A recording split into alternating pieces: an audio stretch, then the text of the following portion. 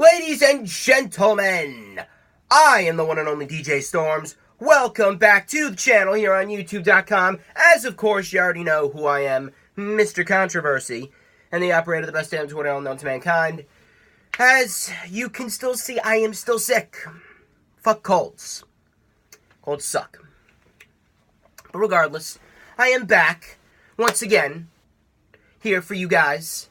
This is the official Lightning Flash update, Part 1, for April 26th, 2019. From here on out, yes, I am splitting the Lightning Flash update into two, mainly because of the fact that my fucking computer does not allow me to upload videos onto it over an hour and 10 minutes. So this is probably going 50 minutes an hour. This will just cover the weekly show reviews, Raw, SmackDown, 205 Live, NXT UK, and NXT. And then the second part will cover the news, rumors, and reports. I'm going to try and keep that a consistency. I don't know if I'm going to be able to do that when my next semester at college starts, but I'm going to try my best. Now, why don't we get into the weekly show reviews without any further ado? Monday Night Raw. Monday Night Raw and SmackDown Live were kind of lumped into the same category. I don't want to say it was a bad show, because there were some moments on the show, wrestling-wise, that was very good. The shows, both the shows specifically, the shows were decent wrestling shows. We had some good wrestling on the show. But the shows, as a whole, were poorly fucking booked. If I was to describe Raw and SmackDown, they would be decent wrestling shows, but poorly booked. And I'll explain that.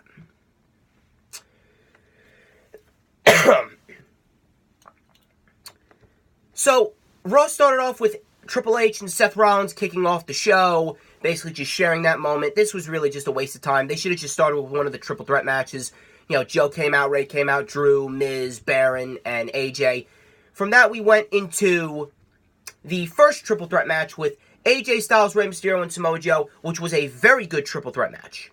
They started off the show off right with this triple threat match.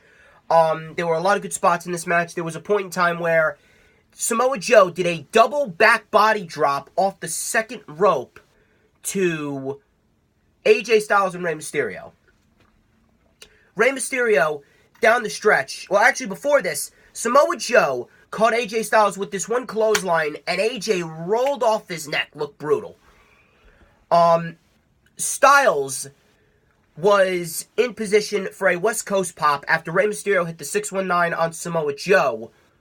AJ Styles caught him, powerbombed Mysterio onto Joe, then hit the Styles Clash onto Mysterio, onto Joe. Styles wins a very good triple threat. I was expecting him to win. He moves on to the main event to face the winner of the secondary triple threat, which I will talk about in just a minute. Afterwards, we had Naomi defeating Billie Kay in 1 minute, and once again, further proves my point that I guarantee you WWE knows that the Iconics are terrible. They know that the Iconics are terrible. They're putting them in 1 minute matches, so that way the Iconics are not exposed for their inexperience and their horrendous in-ring skills. You know what? I'm not even going to call them the Iconics anymore. I'm going to call them the Aid-Conics. Because they give me ear aids every time.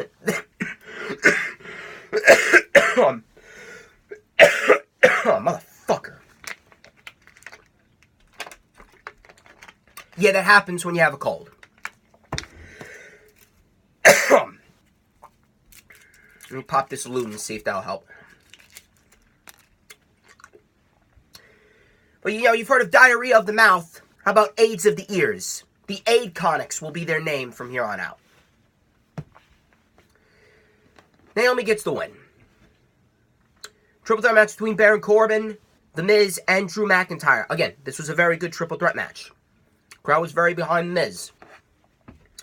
The Miz was taking out both men. He did a huge dive to the outside. Oh, God, I fucking hate colds. We had Baron Corbin hitting the deep six on The Miz. Miz was able to kick out. Miz was on fire here later on in the match, and he was able to hit two DDTs, one on Drew, one on Baron. Drew McIntyre ended up hitting the Claymore. Baron Corbin swooped in and got the pin. Now, in 1 second. Again, I'm doing this all for you guys with a cold. This is where WWE's shit booking really brought the show down. A very good triple threat match ruined by a shitty outcome. Why wasn't Drew McIntyre given the win here? Why wasn't Drew McIntyre put in the main event with AJ Styles, even if he wasn't going to win? Why wasn't Drew McIntyre given the win and given the match at Money in the Bank? Did he not deserve it?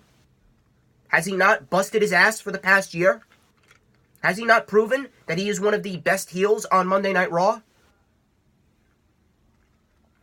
If Baron Corbin, there's rumors that Corbin's already going to get a Universal title match down the line, which I will talk about when we get to the news, rumors, and reports video. This is the Weekly Show Reviews video, but supposedly there's rumors, and I will address them in the next video.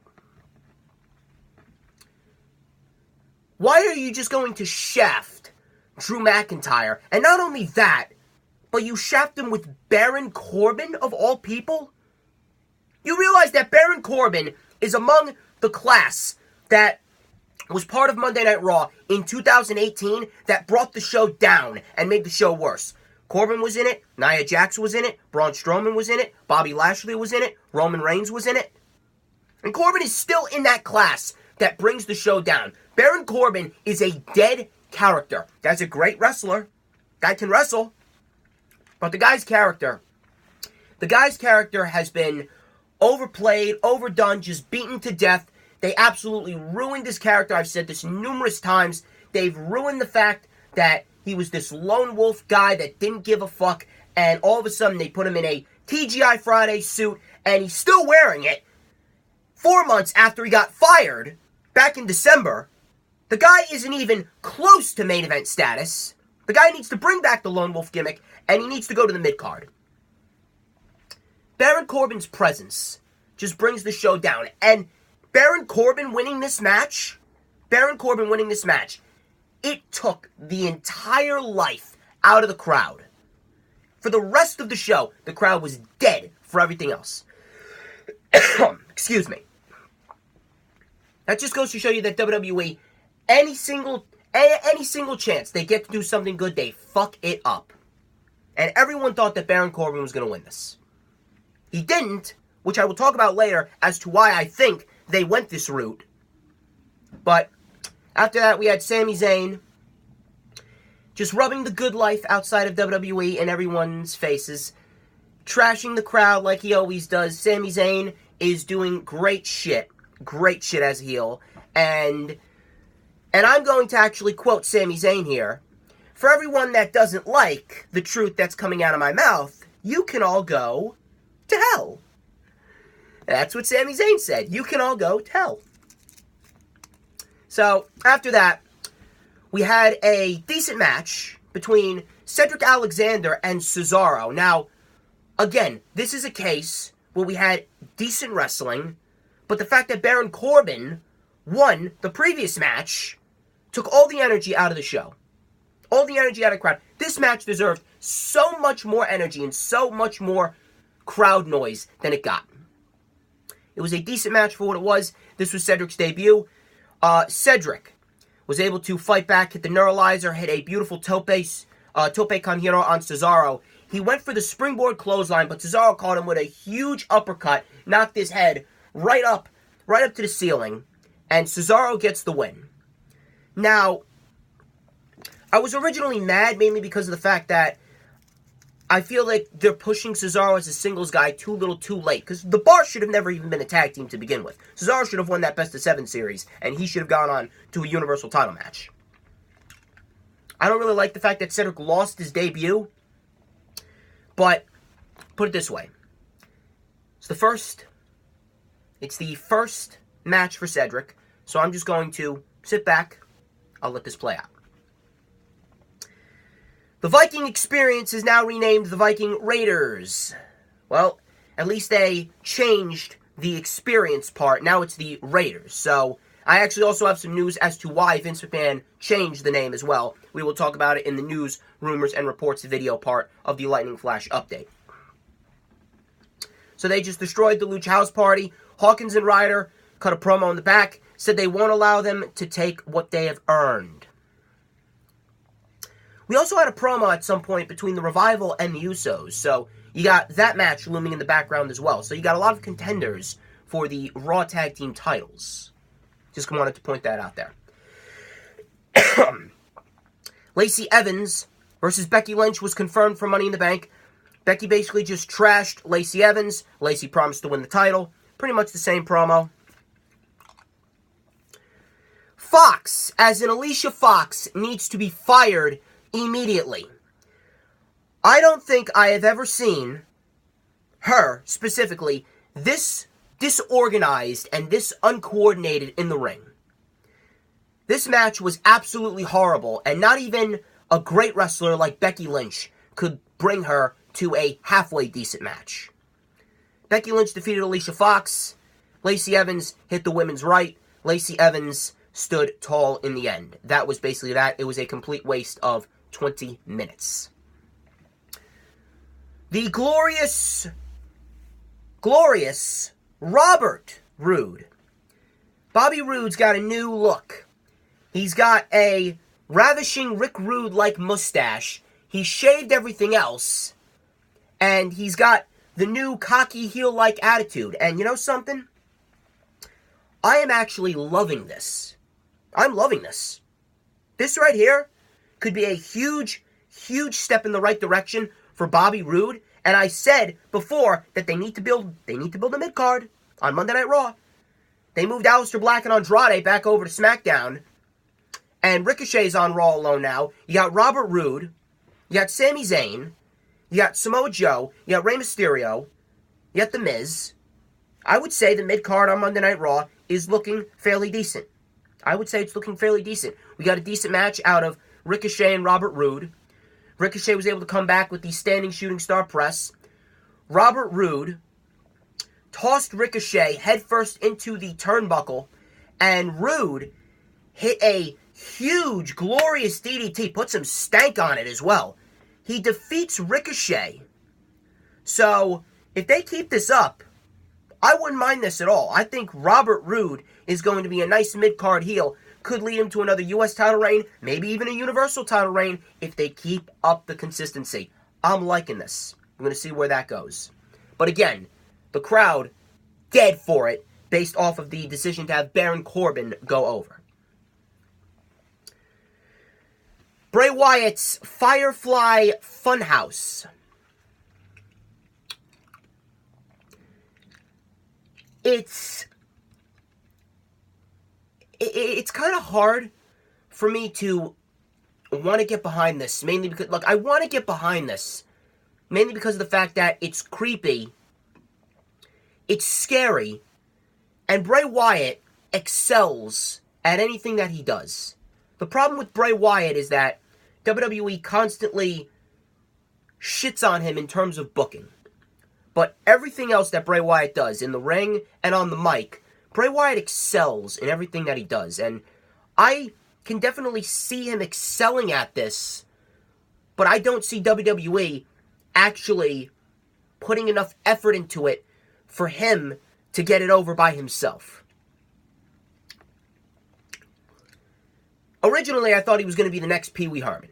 This Bray Wyatt just got turned into Pee Wee fucking Herman, and he's buried 6 feet under permanently. I want to give this a chance, but based off of what WWE has done in the past, and how they've constantly just flipped the bird to the fans, and they've always let us down 95% of the time, you can't give this company the benefit of the doubt.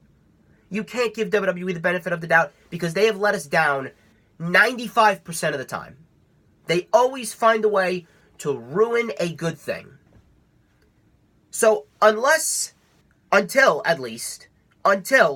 he actually gets in the ring and competes, or until I actually see this in an actual feud, I am not going to praise this. I'm going to wait and see how this plays out in an actual feud before I start saying, oh, it's great, it's great. You can't just start saying it's great right out of the box just because it's something new. This is the WWE we're talking about. We got a moment of wish. Moment of wish I can fire Alexa Bliss on the spot. Moment of bliss next week. Money in the Bank edition. She's going to be announcing the participants for Money in the Bank.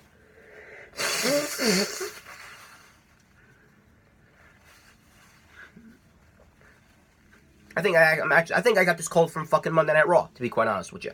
I got this cold. I started feeling the effects of this cold on Tuesday. I think Monday Night Raw is the one that gave me this cold.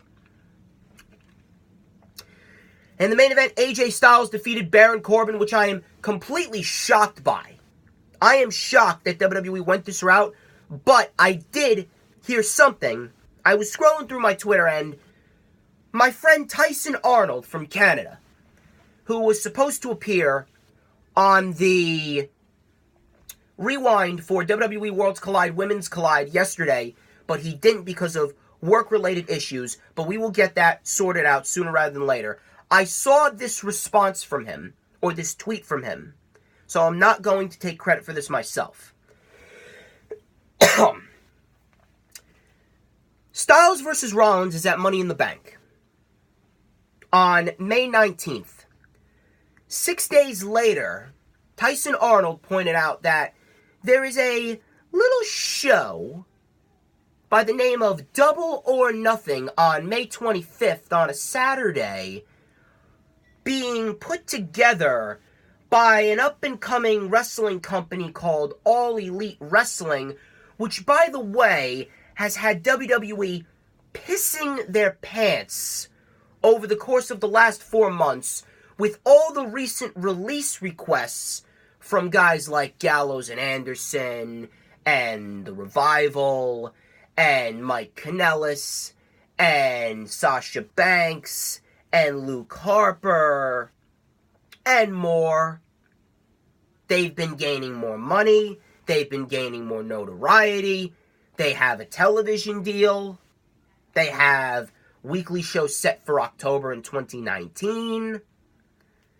And when you take a look at Double or Nothing, I don't know about you guys, but when I see Hangman Page versus Pac, Jericho versus Omega, Britt Baker, Nyla Rose, and Kylie Ray, Cody Rhodes versus Dustin Rhodes, I don't know, but I have a feeling, and I agree with my man Tyson Arnold, that WWE could be booking this match, and they could very well book this entire fucking pay-per-view to upstage Double or Nothing. I would not put it past WWE to do that. Now, obviously, right now, outside of Styles and Rollins, there's really nothing. But now you take a look at SmackDown. And just by the main event picture on SmackDown, we're going to have Kevin Owens versus Kofi Kingston. You got Styles and Rollins. You got 2 Money in the Bank ladder matches. You're probably going to have a program with Andrade Cien Almas and Finn Balor for the Intercontinental title. That's a WrestleMania-worthy match in its own right. So you got those 3 WrestleMania-worthy matches and 2 Money in the Bank ladder matches. I would not put it past WWE to be only booking this match to upstage Double or Nothing. Just to stick it to AEW. Styles versus Rollins at Money in the Bank. Look, I'm excited. I'm very excited. I'm very excited to see how this plays out, but it is way too early. Should have been saved for SummerSlam. Decent wrestling show for Raw, but, again, poorly fucking booked. SmackDown Live was pretty much the same thing. Shane McMahon kicked off the show, talked about fucking Roman Reigns, called out Roman. Roman came out, and Elias and Shane beat down Roman Reigns. Like we really need another Roman Reigns versus Authority angle. How many times have we seen that with numerous amounts of other superstars like Kevin Owens, Daniel Bryan. Daniel Bryan was the best one. And so on and so forth. Oh, by the way, you could definitely hear that the cheers were manufactured as ever for Roman Reigns this time around. They are doing everything in their power not to revert back to the go-away heat that Roman Reigns was getting before he went down with leukemia. But Now they're going ahead with Elias and Roman for Money in the Bank. You know, Money in the Bank has been the show for dream matches. With Roman Reigns, it's like an undream match. Last year we got Jinder Mahal, which was one of the worst matches of the year. Now we're going to get Elias. You really think we're going to get anything interesting with Elias and Roman that we haven't seen before in the past? This is going to be the piss break match of Money in the Bank.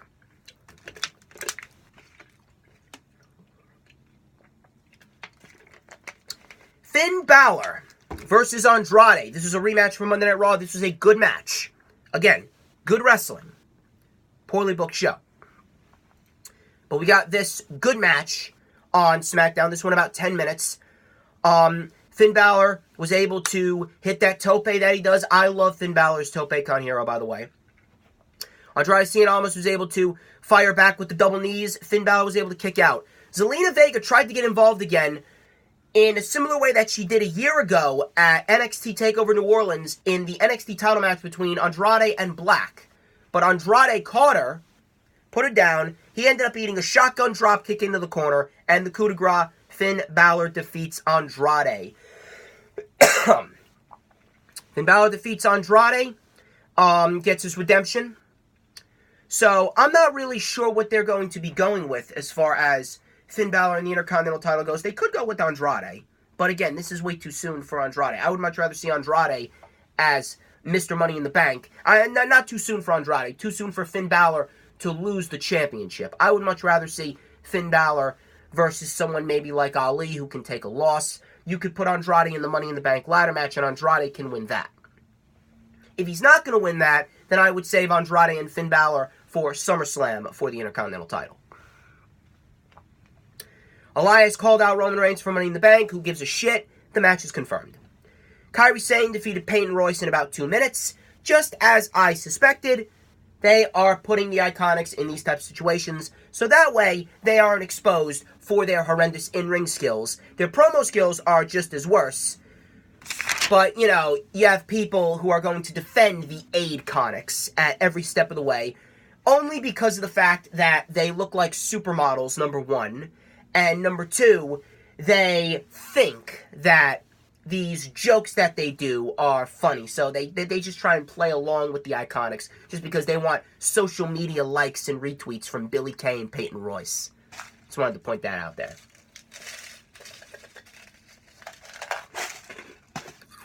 And yes, I am having a snack when I am recording.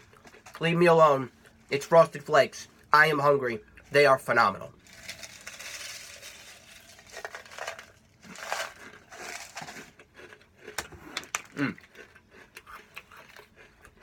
I could eat those all day. Have you ever tried Frosted Flakes without milk, just as a snack? If you haven't, you need to. So much better than the Aid-Conics. Lars Sullivan did a Big Show moment. He went from heel to babyface, back to heel, in a matter of 7 minutes, when he attacked Chad Gable before his match with Jinder Mahal. Jinder Mahal is now on SmackDown. God help that brand.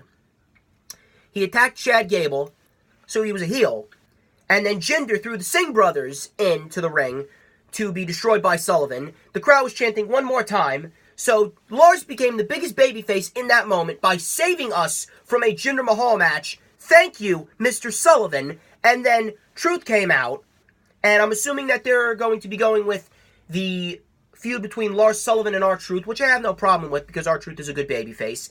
Because R-Truth is also I assume that they're going with this because R-Truth is the only man to actually come back out and face Sullivan after he got destroyed by him the previous week. And then Lars destroyed R-Truth and he got booed. So Lars Sullivan went from heel to babyface back to heel. And, if it gets him over, then I can't really complain. Start off small with Sullivan. You start off small, works his way up. Becky and Charlotte came face to face. Becky was basically spinning the truth at Charlotte, saying how Charlotte is basically the web that management wouldn't untangle her from. This led to Bayley coming out, standing up to Charlotte, and Bayley looked like an absolute badass here. This is the best Bayley has looked in 2 years on the main roster. And you know what we got? We actually got a very good match, but once again, WWE's favoritism towards their precious Charlotte and their shitty booking of recycling the same match over and over again came into play, and a very good match between Bayley and Charlotte was ruined by the wrong winner.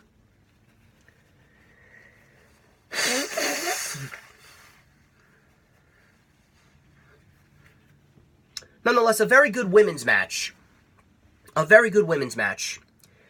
These two went back and forth. Bayley was actually stepping it up in the ring a bit with the cross bodies, sunset flip into the turnbuckle. Charlotte went for the figure 8. Bayley rolled her up.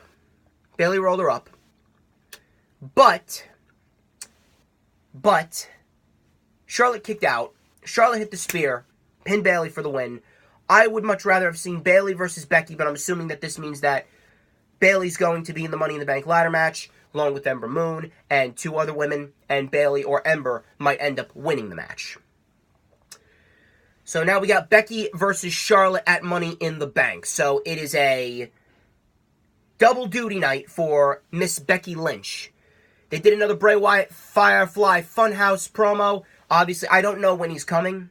They could save him till Money in the Bank or after Money in the Bank. I am not sure. Nakamura versus Kofi Kingston. This was actually turning into somewhat of a decent match. Again, decent wrestling. Nakamura adding that sliding German where his opponent is draped on the ropes and he comes in, slides out of the ring, and just kind of pulls his opponent down. I actually like that. I actually like the innovative offense from Shinsuke Nakamura there. Shinsuke Nakamura was hit with the SOS. Kofi Kingston was attacked by Rusev, and Xavier and Kevin Owens came to help. But Kevin Owens, out of nowhere, and I was hoping he was going to do this. Yes, he does. Kevin Owens with the super kick. Kevin Owens powerbombing Xavier Woods on the apron, taking out Kofi. You think you deserve this? No. This is mine. Kevin Owens standing tall. Heel Kevin Owens is back. Kevin versus Kofi at Money in the Bank. I am very much looking forward to this. This was the absolute right move. I cannot wait to see it. Owens is a great interim opponent for Kofi Kingston. Owens, he can take a loss. Owens is a great heel. Kofi doesn't need to lose the title right out of the gate. This is going to be a great match at Money in the Bank. I can guarantee it. Decent show for SmackDown. But I could have done without Charlotte winning. I could have done without seeing Jinder Mahal on SmackDown. And I could have done without Roman Reigns going into another authority angle with Shane McMahon and the McMahons and now Elias.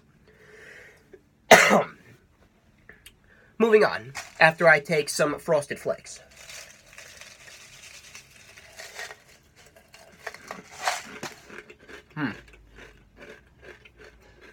Very satisfying. Very satisfying.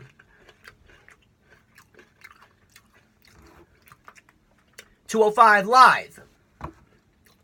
And one thing I noticed about 205 Live now, the fact that their roster is so depleted. It's so depleted. Over the last 4 months, they lost TJP, they lost Hideo Itami, they lost Lio Rush, they lost Ali, they lost Murphy, and they lost Cedric. Even with a depleted roster,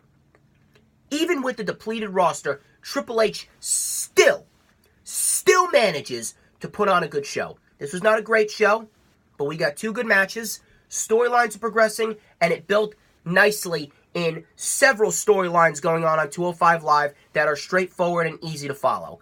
That I can respect. And it just goes to show you that if Triple H can put on a better fucking show with a depleted 205 Live roster, better than Raw and SmackDown can put on with the stacked fucking roster that they got right now on both brands after the Superstar shakeup, Triple H needs to take over ASAP.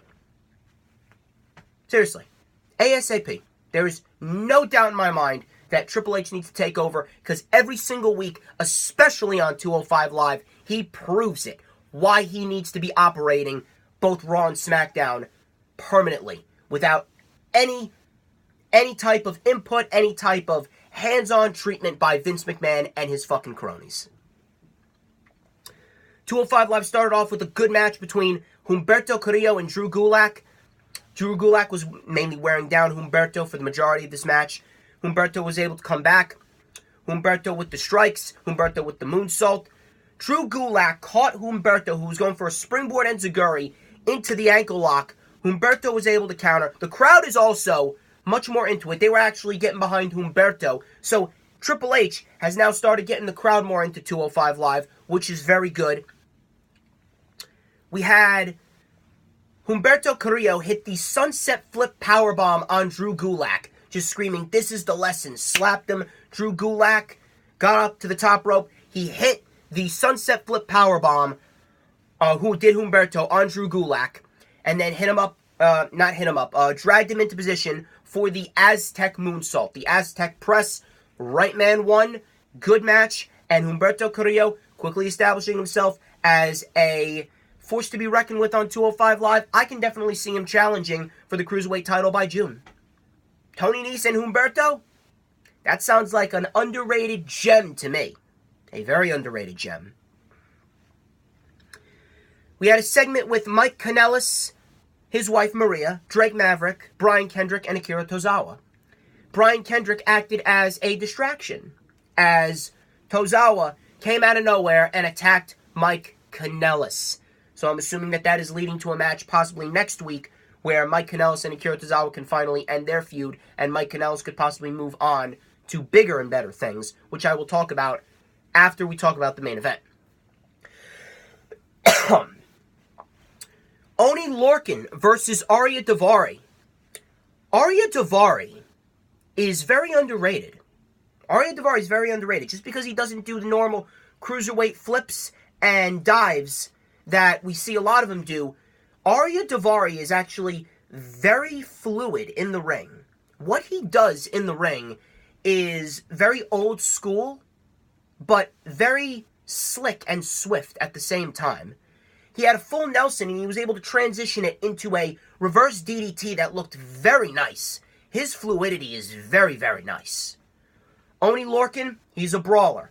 He's just looking to chop you. He's just looking to hit you in the face. He's just looking to kick you in the face. He's just looking to uppercut your head up to the ceiling. Ariya Daivari was caught with a huge decleaning uppercut when he came off the middle rope. Looked brutal. And then that blockbuster. I love Oni Lorcan's blockbuster, by the way. We had Ariya Daivari apply the Cobra Clutch, the $1 Million Dream, but Oni Lorcan would fire back. Oni Lorcan would go back and forth between opposite corners, trying to take out Daivari, but Daivari caught him with a huge super kick, hit the Persian Lion Splash, otherwise known as the Frog Splash, but he calls it the Persian Lion Splash, and then that Hammerlock Lariat. Good match. Daivari gets the win over Oni Lorcan. This was the right move. Oni Lorcan, right now, he's in a good position. He just defeated Kalisto and Cedric, both former Cruiserweight champions. Oni Lorcan right now is one of the biggest stars on 205 Live and one of the biggest names outside of Tony Nese. That match should be saved for SummerSlam. I think we're going to get Oni Lorcan winning the Cruiserweight title at SummerSlam. But for now, Ariya Daivari is undefeated at in 2019, excuse me. And there's my dog once again. You know, she's probably mad because I was talking about fucking Roman Reigns and Baron Corbin earlier. So now she's even maybe she doesn't like the Aid Conics either. But regardless, Ariya Daivari gets the win. Very good choice here. Good interim opponent for Tony Nese. I don't know if they're going to do it on 205 Live or at Money in the Bank, but I'm very intrigued to see what these two bring to the table. Tony Nese, he's been doing great shit. 2019 has been Tony Nese's year thus far. He's been putting on great matches with the likes of Noam Dar, Cedric, and Buddy Murphy. That match of the year candidate, I am putting that on my top 10. Good episode of 205 Live. Not great, but good. Built towards a lot of interesting storylines, and I'm interested to see where they go. NXT UK time now, after I blow my nose.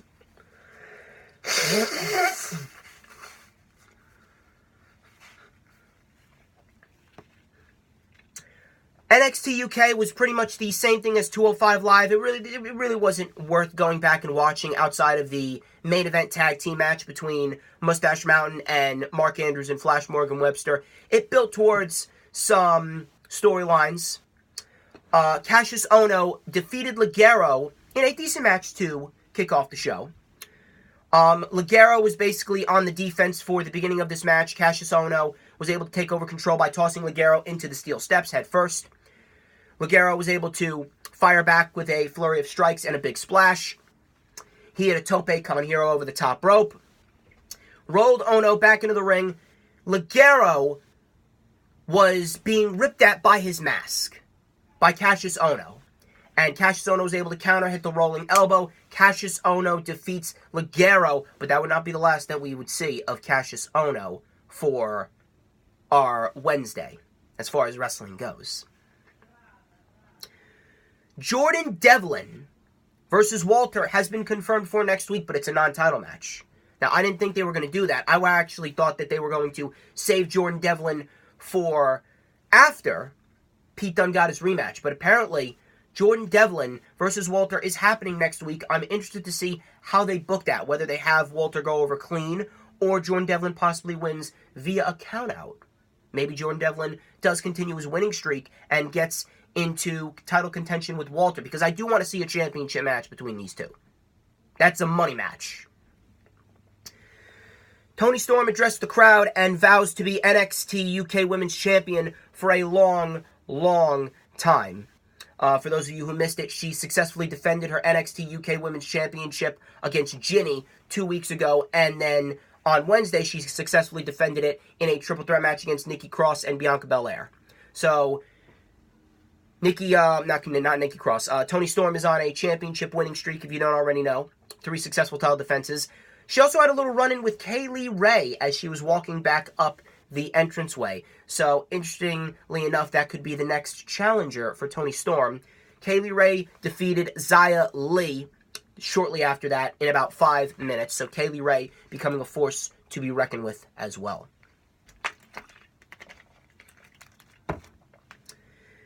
Main event, Mustache Mountain versus Mark Andrews and Flash Morgan Webster. This was a great tag team match. Great tag team match. Great showing by both teams.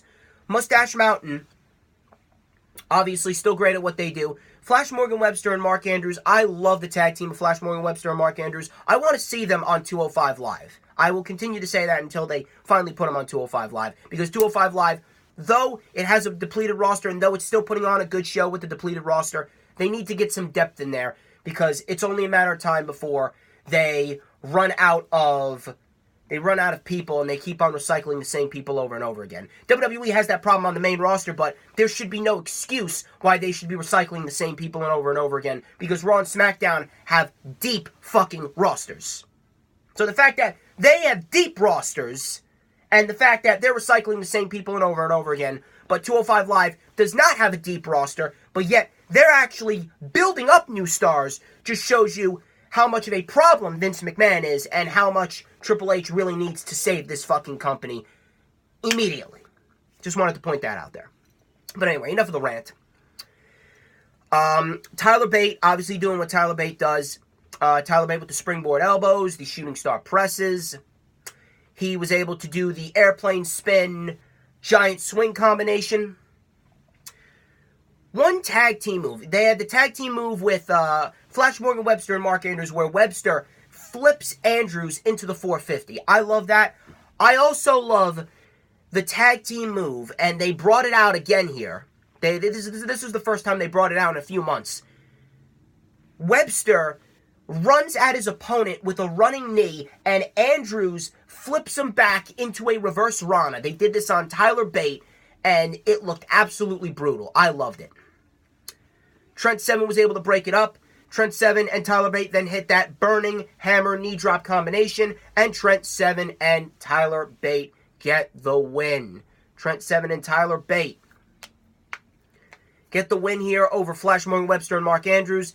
They are building some momentum, and I'm assuming that after the Grizzled Young Veterans defend their titles against Amir Jordan and Kenny Williams, then Next in line will be Mustache Mountain, and I'm assuming that that's going to be possibly at the next NXT UK takeover, whenever that is. I don't know when that is.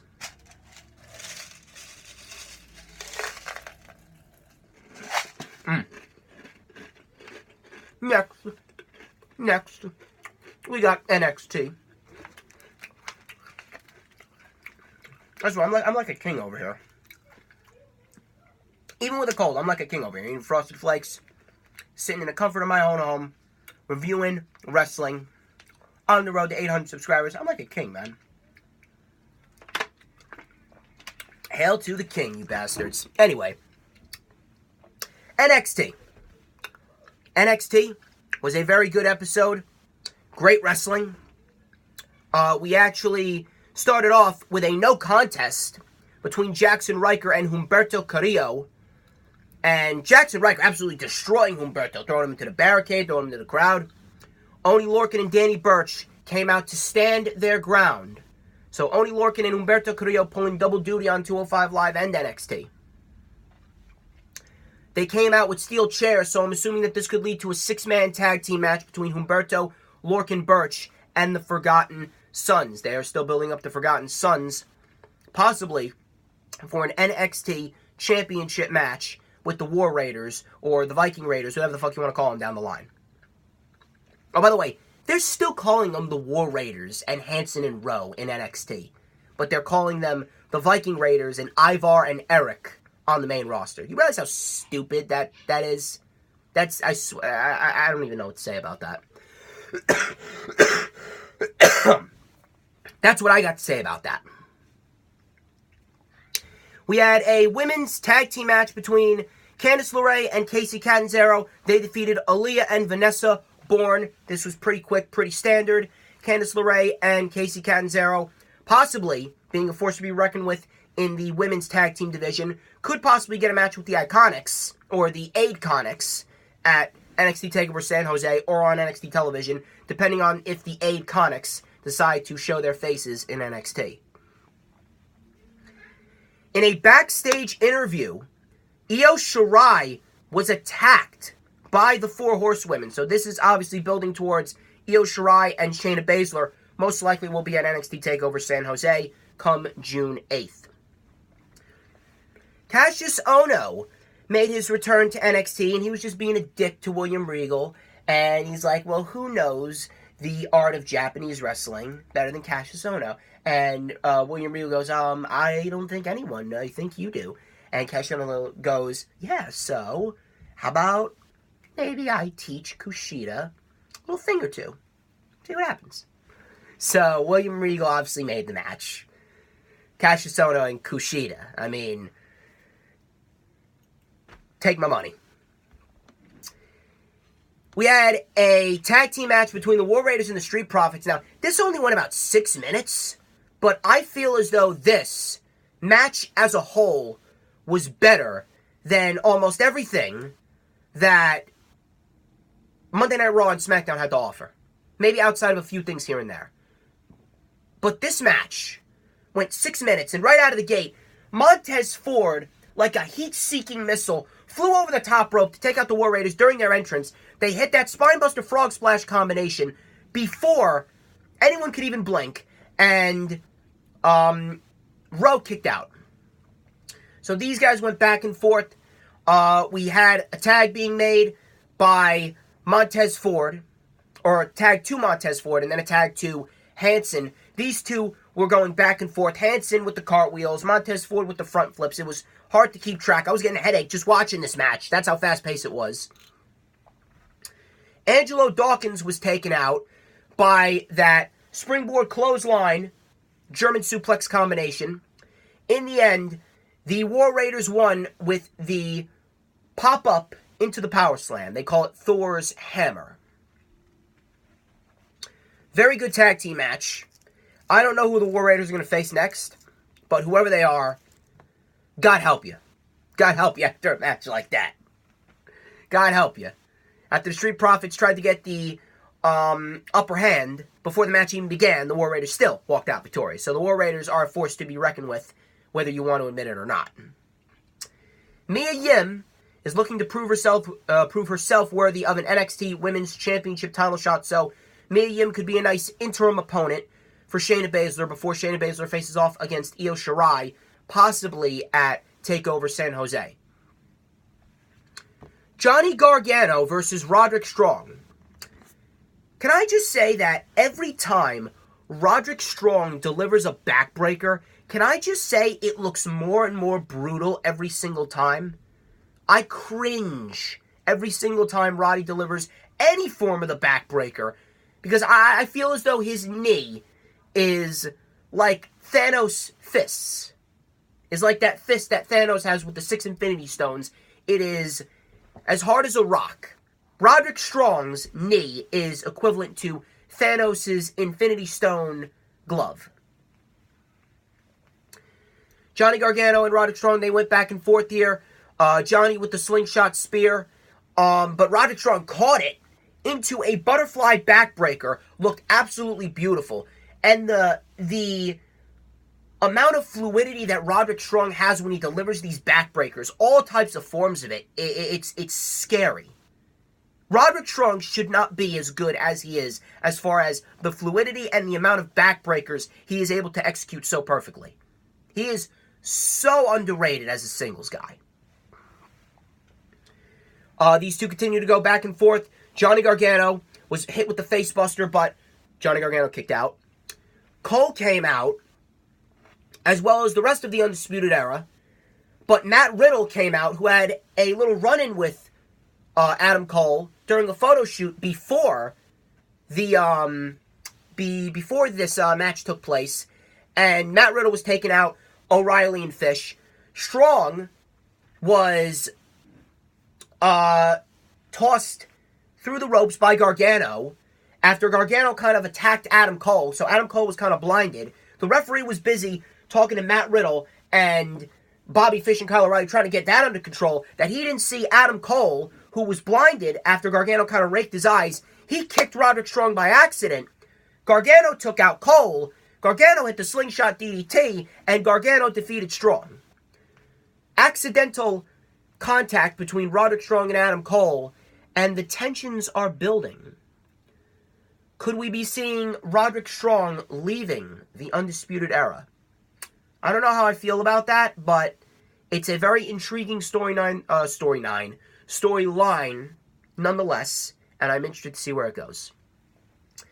Alright, ladies and gentlemen, that wraps up part 1 of the Lightning Flash update. I would like to thank each and every single one of you who tuned into this video. Do not forget to give this video a thumbs up. We're going to try to get this video to 10 thumbs up. We're going to see if we can do it. We've done it before. We're going to do it again. If you're going to leave this video a thumbs down, fuck you, because you're beneath me. You can go back to your dark bedrooms, play Mortal Kombat, and eat barbecue sauce-dipped cookies. Here's what I want you guys to do. I want you guys to leave a comment down below. Tell me which show you think was the best, what you liked, what you didn't like. Here's what I want you to do. I also want you to hit that subscribe button if you haven't already done so. We are over 770 subs. We are less than 30 away from 800 subs. We're on the road to 1K as well. Don't forget to hit that notifications bell with a huge coup de grace. That way you can know whenever I pop up on YouTube, because whenever I pop up on YouTube, it is the best time to be on YouTube. Do not forget to check out the rewind for WWE Worlds Collide, Women Collide. I will post a link in the description as well. Destined for Greatness, May 18th. I'm going to get tickets. It is at Lodi High School in Lodi, New Jersey. You can get tickets at aceprowrestling.com. Ace Pro Wrestling, it is not part of WrestleMania, but some WrestleMania guys will be there, like Mike Orlando, Prince Akhenaten, Darius Carter, Wrestling's Richest Prize, Mario Baccara. I'm going to see if I can get my tickets. The signings are from 5 to 7 p.m., and the show's from 7 to 11. I'm going to see if I could get some content for the channel, possibly some interviews with some superstars you've never seen before. May 19th is, of course, the Wrestling Express meetup for Money in the Bank at Pub 46 in Clifton, New Jersey, starting at 7 p.m. Eastern Time. I'm going to be there, Tommy McGrogan's going to be there, and Glenn Davidson's going to be there, and all the members of Wrestling Express are going to be there. It is free of charge. Come on out, hang, get some food. You could talk business with me. You could talk business with Tommy McGrogan and Glenn Davidson. You can meet us. You can see me cut a promo on Tommy McGrogan's Facebook live stream. Finally, before we get out of here, I got my new shipment of DJ Storm's wristbands. If you want a wristband, be sure to hit me up on Twitter or Instagram. You can hit me up in the comment section as well. I am going to actually send some wristbands to a couple of people. Tim Farley and John Kearns from Armbar Audio. I had to send you guys some wristbands. I know my man Ethan Craddock from Kansas, he got a wristband. Sid, he got a wristband. Jojo, you got a wristband. A lot of wristbands to be sent and a lot of wristbands to be collected by all the members of the DJ Storms posse. Ladies and gentlemen, I'm the one and only DJ Storms. This has been the Lightning Flash Update Part 1.